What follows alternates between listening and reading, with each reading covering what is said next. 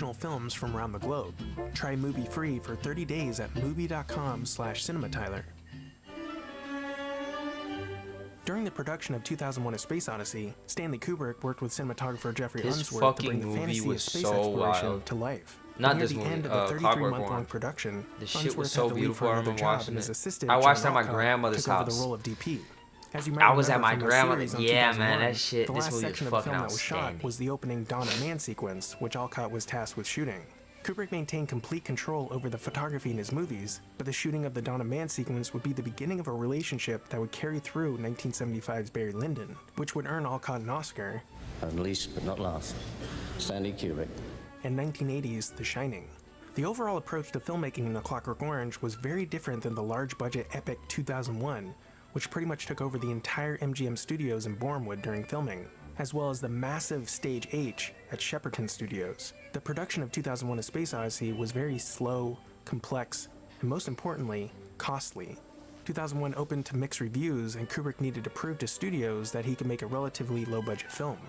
The budget for 2001: A Space Odyssey ended up around $12 million, while the budget for A Clockwork Orange was around $2 million. This would be like if Christopher Nolan followed up The Dark Knight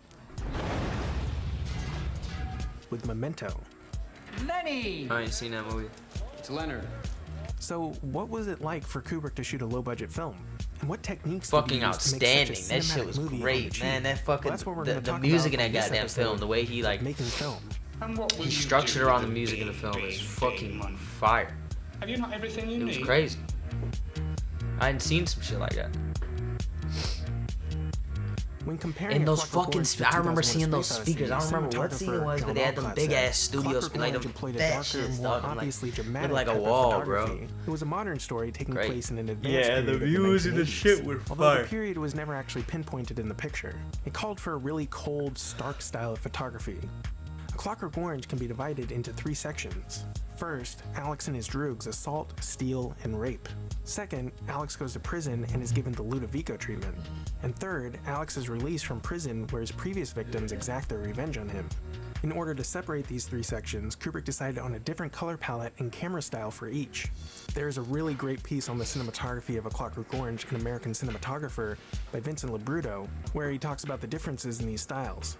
For the first section of Alex as a violent criminal, Kubrick and cinematographer John Alcott used, quote, a bright color presentation with high-key lighting, fluid zooms, and dolly shots. The prison section is characterized by, quote, cool, flat tones, as long takes and subtle camera moves create a somber and then clinical atmosphere. And finally, the post-treatment section, quote, Yo, I thought his house returns was to the hella dope environment of too. the I was like, yo, first, he but is kind of rendered got a in little gray setup and right there. That low-key shit tones. fire. Flatter lighting and desaturated colors help to define Alex's comeuppance. Much of the lighting of A Clockwork Orange was done using practical lights, or lights that are part of the location or seen on camera.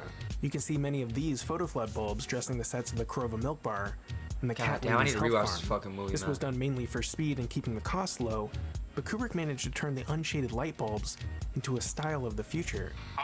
With the rain, I've a smile on my face. Some of the most interesting lighting fixtures are these large spherical bulbs that appear in Alex's room and in Mr. Alexander's house. And in the prison sequence, you can often find these single unshaded bulbs hanging from the ceiling. To fill out the lighting, Alcott used, quote, very lightweight Lowell 1000 watt quartz lights, bounced off the ceiling or reflective umbrellas. Because the bulk of the light was coming from the practical fixtures in the setting, and the fill lights were easy to move, this meant that Kubrick was often free to put his camera anywhere in the room fairly quick, or move around as needed, such as the shots of Alex fighting the cat lady. Alcott liked these lights because they were so versatile. That said, there were some scenes that required a larger lighting setup, like the scene of Alex and the Droogs beating up the tramp. The lights were positioned to appear like the light was coming from a nearby street lamp. Makeup artist Barbara Daly said, we would always spend a lot of time with the lighting, which is the one thing I really loved that Stanley always did was take a lot of time setting the scene. Many of the greatest aspects of Kubrick's films come down to the style and composition of his photography, and A Clockwork Orange is no exception. Kubrick once said in an interview, when you think of the greatest moments of film, I think you're almost always involved with images rather than scenes, and certainly never dialogue. The thing a film does best is to use pictures with music, and I think these are the moments you remember. I certainly find this to be the case. When I think of A Clockwork Orange, I immediately think of this. Yeah. Or this. Or this. Or this. In the same interview, Kubrick also spoke about how difficult it is to talk about cinematography and editing. He said, "The questions of taste involved and the decision-making criteria are essentially nonverbal, and whatever you say about them tends to read like the back of a record album. These are decisions that have to be made every few minutes during the shooting, and they're just down to the director's taste and imagination." Oh, there. That's all there is to it. But with all that said, Kubrick revealed the most important thing he keeps in mind while directing: make it interesting. You have to make sure that every part of the story is interesting, every part of the acting is interesting, every part of the photography is interesting, and so on. So what does this mean? It means that you can get everything perfect, understanding the story and characters, believability, and so on, but it still won't be a good movie if it isn't interesting. You have to find a way to get the audience to want to engage with what is going on. You ever notice how everyone can't help but look at an accident on the side of the road, or how a class of children can't focus on anything else once a puppy is brought in? Kubrick's brother-in-law and frequent producer, Jan Harlan, says it has to do with heightening situations, whether they are good or bad, and that all of our stories are connected deep down with what we love or fear. Of course, you have to make sure that you're heightening in such a way that isn't cliché. In order to be visually interesting, Kubrick tried to come up with a cinematic style similar to A Clockwork Orange author Anthony Burgess's literary style, as well as Alex's subjective view of the world. Still, Kubrick says that this all boils down to intuition over analysis. Part of this intuition had Kubrick looking to use long, continuous zooms in the telling of the story.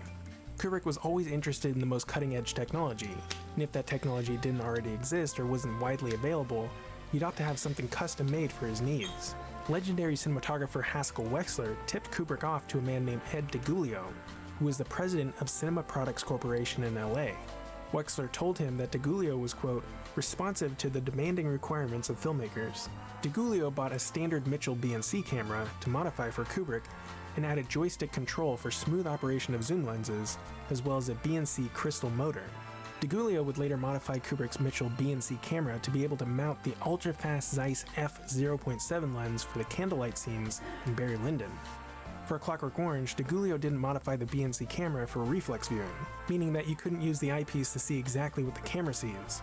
But this gave Kubrick flexibility in the use of special lenses. How much Kubrick money you talked think's to on that DeGuglio table worth about of getting lens? a 20-to-1 zoom lens for the 35mm camera. Shit. DeGuglio told Kubrick that they could, quote, take an ingenue 16mm 20-to-1 zoom and put a 2x extender behind it so that it would cover the 35mm format. The problem was that this would lose 2 full stops of light. DeGuglio said, the next day I get a telex that's a yard long in which Kubrick explains to me that the 35mm format he's shooting in is 1.66 to 1. Then he recites the Pythagorean theorem to show me how x squared plus y squared equals the diagonal root of the sum of the squares, and to point out that in going up from a 60mm format, I didn't need a 2x extender, that I could do it with a 1.61x. Therefore, I didn't have to lose 2 stops, maybe a stop or a stop and a half. Here he is lecturing me and I'm saying, why, this smartass, another one of these wild-ass directors. I called my old buddy Bern Levy, who was working for Ingenue at the time, and I said, Bern, I've got this wacko director who wants to do this. Bern said, well, you know, Ed, as a matter of fact, we do have a 1.6x extender. I heard Big Bro right here went through it during the shit. Shining. This extender existed for some other application, but the bottom line is that I was able to take a 16mm zoom lens, put this extender on it, and give Stanley the exact lens he wanted. I actually got to see this lens at the Traveling Kubrick exhibit when it was in San Francisco a while back. And there it is, right in the center there. The lens would later be used for the long zoom shots in Barry Lyndon. And a side note, the lens on the left was the one that Kubrick used for this incredible shot of Nicole Kidman and Sky Dumont dancing in Eyes Wide Shut. That was a shot, The huh? reason That was Kubrick wanted a great. That Clockwork movie was Orange to have also a great. That movie was also weird as 1.66 to 1 shit. aspect ratio was that there had been so many issues in the projection of 2001's 70mm, much wider 2.20 to 1 aspect ratio. Another reason for A Clockwork Orange's more narrow ratio was because of the dreaded pan and scan technique, where television networks would attempt to fill a square television screen with a wide image by cutting the sides off and actually moving the image back and forth to show things that would have gone beyond the boundaries of the screen. It's interesting to think that Kubrick kept television broadcasting of his movies in mind when making decisions during production. Before we move on, I want to take a second to mention this episode's bonus content. For this bonus, I made a little story breakdown tracing how all the different threads are masterfully weaved together, and why this moment is perhaps the most important turning point in the movie. It's just $1, and it really helps the channel. You can find it in the description and at the end of the video. From the beginning of his time behind the camera, Kubrick loved the simplicity of composing images with the subject in the center of the frame. He would continue this practice throughout his entire filmography, but he found that A Clockwork Orange also needed a more avant-garde approach in some parts, saying, "Telling a story realistically is such a slowpoke and ponderous way to proceed, and it doesn't fulfill the psychic needs that people have. We sense that there is more to life and to the universe than realism can possibly deal with." That said, when you watch A Clockwork Orange, you can immediately see Kubrick's simplicity even in the most stylized scenes. Every shot seems to be done with purpose and with great, pith. Yes, pith.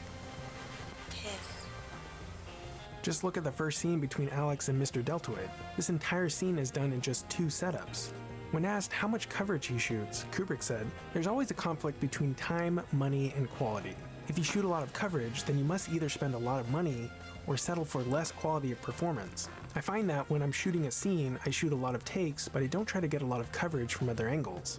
I try to shoot the scene as simply as possible to get the maximum performance from the actors without presenting them the problem of repeating the performance too many times from different angles. On the other hand, in an action scene where it's but then he fucking made him repeat it 1,000 times, you want lots and lots of angles so that you can do I something got you with one interesting angle, with big it bro. in the cutting room. It's like the fucking Kubrick used a small the Arri meme of the Flex teacher 2C and shit. camera You for walk the in. There's only handheld 2 action tests shots on that allowed the. him There's to only not 2 only questions on the move freely, test.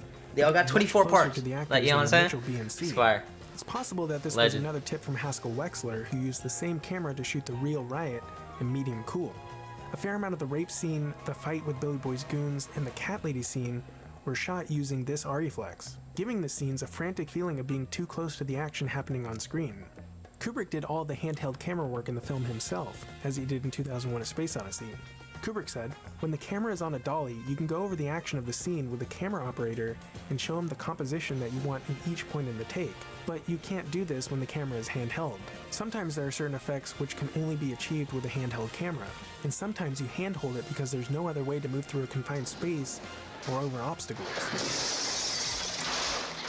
In a separate interview, he continues this thought, saying, "In addition to the fun of doing the shooting myself, I find it is virtually impossible to explain what you want in a handheld shot to even the most talented and sensitive camera operator."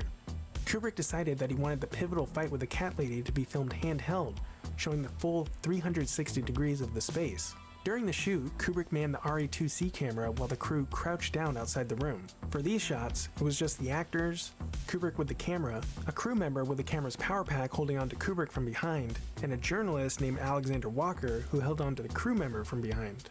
Walker said, "We were whirling around and it was very difficult to control the momentum, and we'd end up in a heap on the floor, or the inertia meant I'd be swung around and end up in the shot." After the film was released, Stanley sent me a couple strips of film on my appearances in A Clockwork Orange. Perhaps the most striking action scene plays out entirely in slow motion. After a threat to his leadership, Alex assaults his droogs at the Flat Block Marina. Kubrick said, "I wanted to find a way to stylize all of this violence and also to make it as balletic as possible. Alex's fight with his droogs would have lasted about 14 seconds if it wasn't in slow motion. I wanted to slow it to a lovely floating movement. Actually, let's see what this would have looked like at normal speed."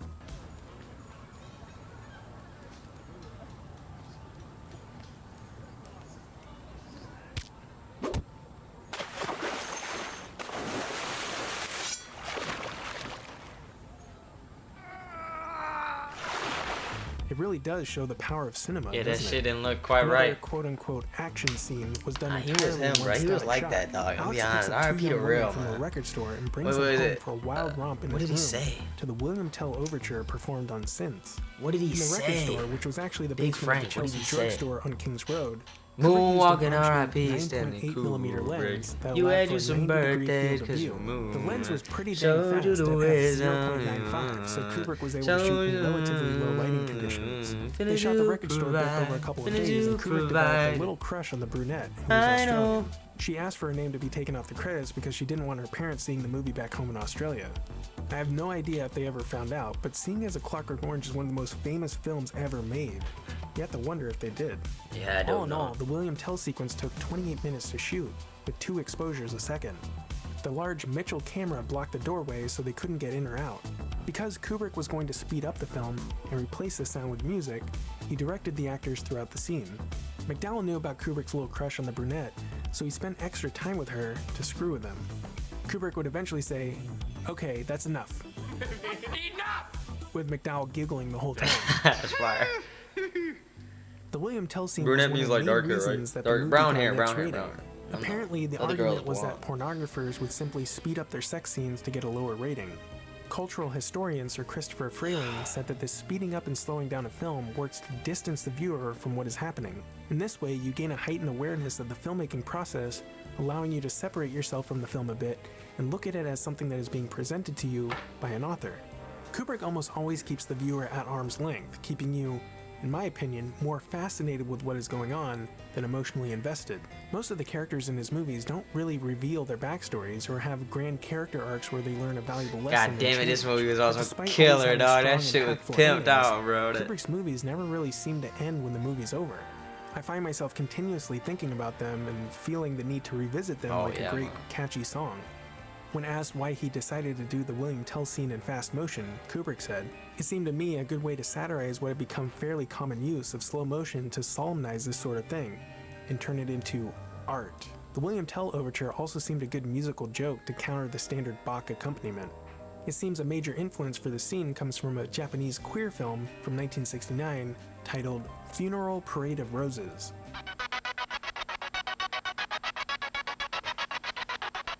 And that isn't the only reference to the film. Damn.